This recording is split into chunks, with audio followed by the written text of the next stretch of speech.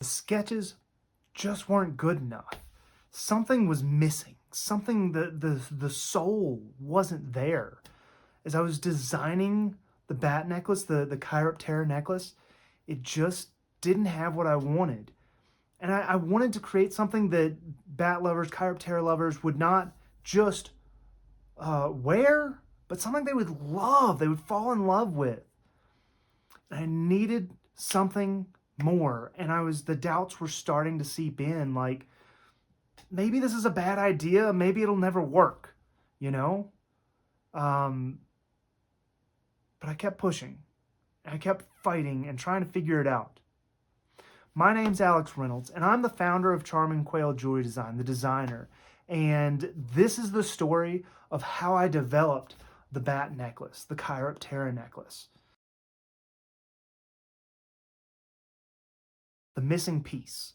So as I was sitting back and I was staring at the sketch and trying to figure out what's missing, what's not there, I started thinking about bats, like real bats, right? Not the stylized, perfect cartoon bats, that kind of stuff, but real bats, right? They've got scars and scratches and stuff. They're survivors, right? They've got things from near-death misses and experiences in life. And I felt like that's what this was missing. And so I figured it out, and I started putting the stylus to the screen and adding to it, and I added a notch, a tear in the wing, something that suggested there was more story, there was something more interesting about this bat. Added an imperfection, right? I feel like a lot of life, and if you've been following my stuff, you've probably started to see this theme developing, that it's our imperfections that make us more interesting and more beautiful. And it's the same thing for jewelry, right? So I'm adding this tear, this notch, this imperfection to hint at this story behind what a survivor this bat is, right? And maybe that's something to do with the wearer too, something that the wearer, whoever's wearing it might kind of relate to. Like, we've all had our scars in life, right? But it's not just that too, right? It's also like, think about Chip from Beauty and the Beast, the little cup. Like, that chip in him was part of his character. It's part of what made him so interesting. That imperfection, that story behind the story, right? So I added a notch or a tear in the bat's wing, giving him more depth and story. So as I was moving along designing this ring, I knew another thing that I wanted to add to this ring was how it hung from the chain. I thought there was a very interesting way to really kind of tie that in. It's usually just you make a pendant, you throw on a bail, you run a chain through it, done and done. But I wanted to do something that was more interesting, something that mimicked the way the bats live their lives and mimicked just how bats cling to things, right? So while bats don't typically hang from a limb or anything by their thumbs, the thumbs of their wings, they do use their thumbs to cling to things and to navigate around their world. And I thought it'd be really cute to mimic the bat's thumbs by placing the jump rings on the wings where the thumbs usually would be, as if the bat was kind of clinging to the chain. Speaking of the chain, I wear a chain or a necklace, right? I'm a man. I'm not supposed to wear a necklace. I wear a chain. Whatever. Look, I wear a necklace every day. Now, mine's for medical purposes, but I like to make it kind of pretty. I put my own chain on it and all that. And of course, I want the best stuff when I'm wearing mine, and I got something that had a lobster clasp on it because I've worked in the jewelry industry, and I know that any good jewelry store, any good jeweler is going to tell you, if you ask, what's the best clasps you can have? Well, it's a lobster clasp. Of course. Of course, right? It's the most durable, it's the strongest. That's the way to go. But after wearing mine for a few years, the spring blew out and it didn't work anymore. I had to replace it. Now, I got a few good years out of it, and I was wearing it every day, so I guess it's not the worst thing in the world, but I just felt like man, that's just kind of weird to me that it only lasted a few years. Like, I feel like a clasp should last longer than that. And when I went in to get it replaced, I just couldn't help but to ask, is there something better? Like this feels like this should last longer. And reluctantly, the store was like, well, what do you think about magnets? Well, I don't know, a magnet clasp. Yeah, I guess that could work. They're like, it has no moving parts, so it probably wouldn't break. Like, there's no spring to blow out, right? I thought, well, okay. And I was a little bit hesitant because I'm like, well, I do a lot of mountain biking, cross country, or trail running. Plus, I kind of wrestle with my boys a lot.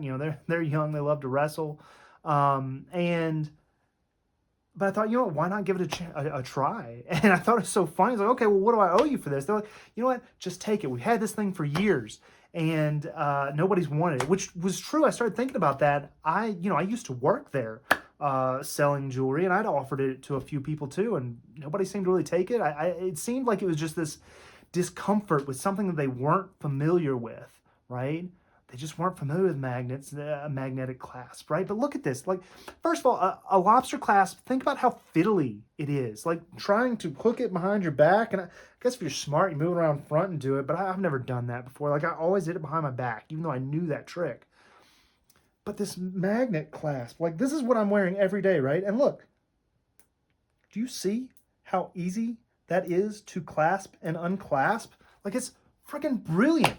I've been wearing this thing for like 7 or 9 months now. I've been mountain biking with it, trail running with it, hiking with it, wrestling with my boys with it. And the only times it's ever given way is when I did accidentally like do like an unusual yank that might have broken another kind of clasp. But the beauty is, like, when you give it a yank like that, it just comes apart and then you put it back together. You don't have to go to the store and get parts replaced. It's done. It's good.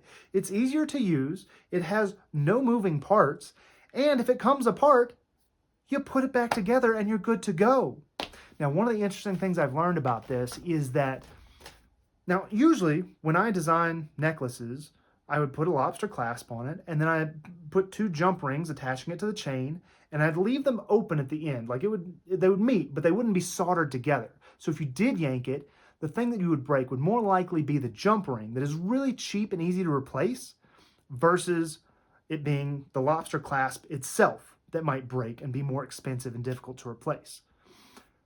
But with the magnetic, it is kind of interesting. The way you put that pressure on it when you pull on it and tug on it like that, it puts extra pressure on the jump rings, and it ends up, they end up failing prematurely. I started thinking about it. I was like, well, maybe I should just solder them shut.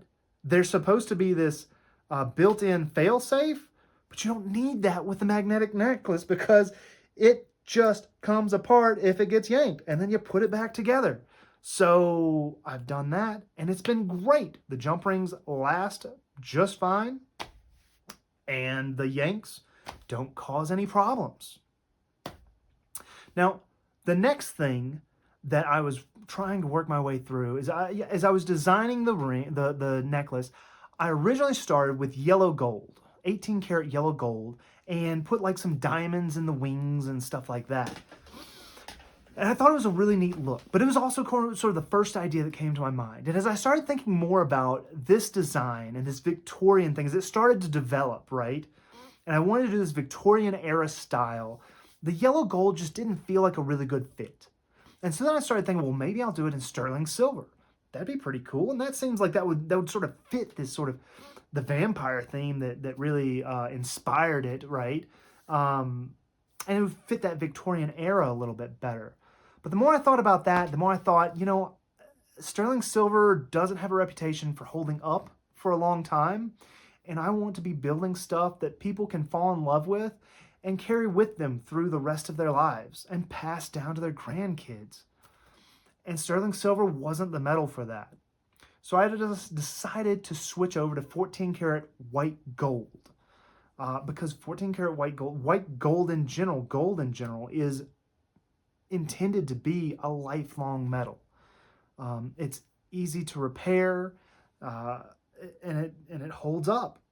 So I like and I prefer 14 karat over 18 karat because it's got a little bit more white color to it. The 18 karat has more warmth to it. The 10 karat also is more white, but I've worked with metalsmiths enough that they really don't like working with 10 karat gold. So I prefer to work with a 14 karat because I know that while customers may never know the difference, I know that it's a better metal because of my experience working directly with the metalsmiths. So when I started designing this bat necklace, this Chiroptera necklace, I felt like I was just designing another bat necklace, but this really grew into something much more than that, right? This turned into something about resilience, right? The tear in the bat's wing, hinting at the story of what a survivor bats are, right? The life and death stuff they go through every day just to survive.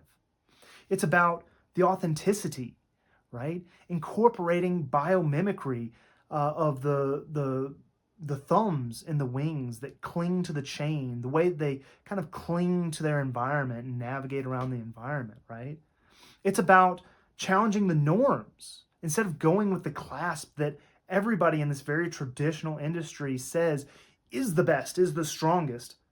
Instead of going with what everybody says is the best, going with something that's actually better, right? Now, if you love bats, not just for their beautiful shape, but because of what they represent and what they are, then this necklace is designed for you. And if you've enjoyed hearing the story about how this design is developing and all the thought that's gone into it, then check out this video here where I go into the next part of the story behind this necklace.